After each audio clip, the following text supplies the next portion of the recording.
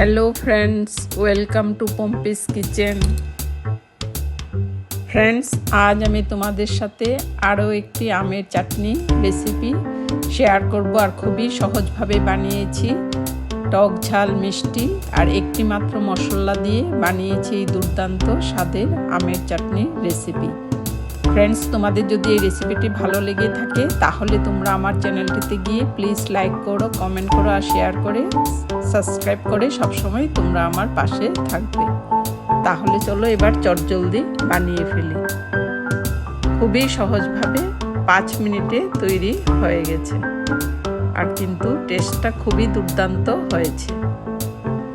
Friends দেখো, খুবই লোভনীয় হয়েছে। শুধুমাত্র একটি মশলা দিয়ে আমি বানিয়েছি।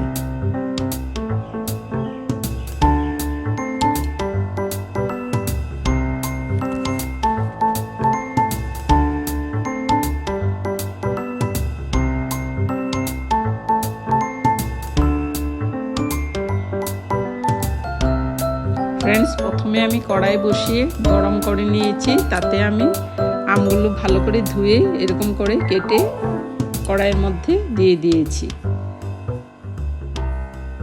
এবার স্বাদ অনুযায়ী নুন আর হলুদ দিয়েছি, দিয়ে সামান্য আমগুলোকে একটু নাড়াচাড়া করে নিচ্ছি। ফ্রেন্ডস, এবার আমি 2 কাপের মতো লিকুইড গুড় দিচ্ছি, দিয়ে আবার আমগুলো ভালো করে নাড়াচাড়া করে নিচ্ছি, আমের সাথে ভালো করে মিশিয়ে নিচ্ছি। এবার আমি একটি মশলা তৈরি করছি। শুকনো লঙ্কা 5টির মতো নিয়েছি, আমি মিক্সিতে গুঁড়ো করে নিচ্ছি।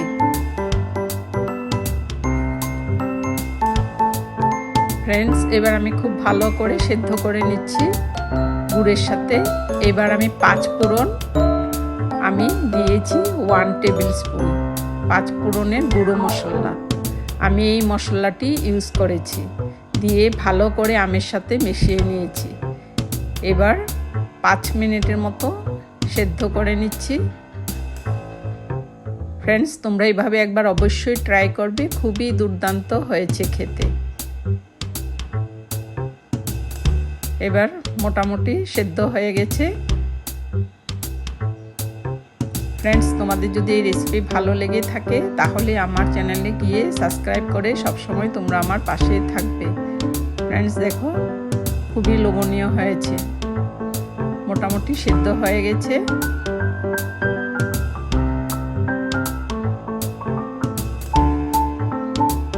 ফ্রেন্ডস, এবার গরম গরম আমি শুকনো লঙ্কা মিক্সিতে গুঁড়ো করেছিলাম, এবার উপর থেকে দিয়ে দেব।